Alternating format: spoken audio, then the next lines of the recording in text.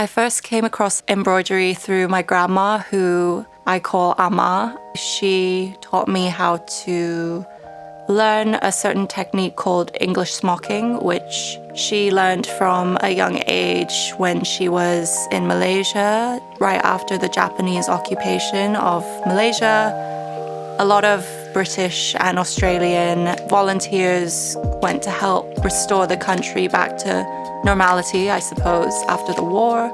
And one of the things that my grandma learned when she was a kid, it was English smocking, just as a way to survive. What I loved about it was the intergenerational conversations that we were hearing her story and stuff that she went through growing up. Without this medium of embroidery tying us together, I think that I wouldn't have been able to have an excuse to spend the time with her and actually ask questions that I'd never usually ask out of the blue. You know, you don't usually ask about what was it like to survive war, what was it like for your family.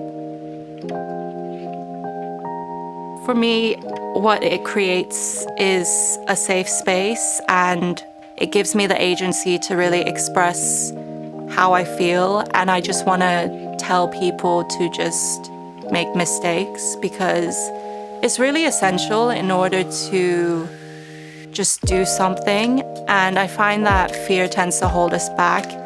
I think there's a beauty in the ugliness of your darkest mistakes, but also how you can kind of come out of that.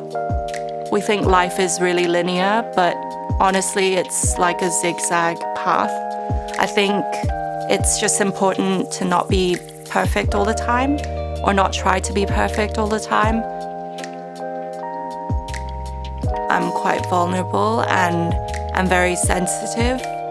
I think the contrast of those two come across in my works because of the merge of the muted and very simple photo mixed with a very loud and very clear language in my embroidery style, which is messy, brash, and ultimately disruptive because you're disrupting the norm of the two mediums. I was always really drawn to fashion photography, and that was my way of understanding a world that I had no idea was about, and understanding like what looked good, how images convey very strong moments in time.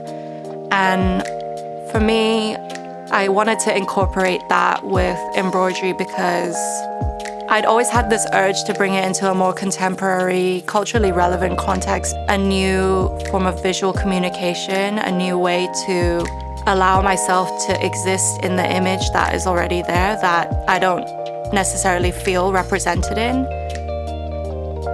What drives me is wanting to put embroidery art in the forefront and be one of the driving forces. It's seen in mainstream media as quite a Victorian and age-old practice, which it is, but it's a medium that can be expressed in the contemporary art sphere. And I think for me, that's really exciting.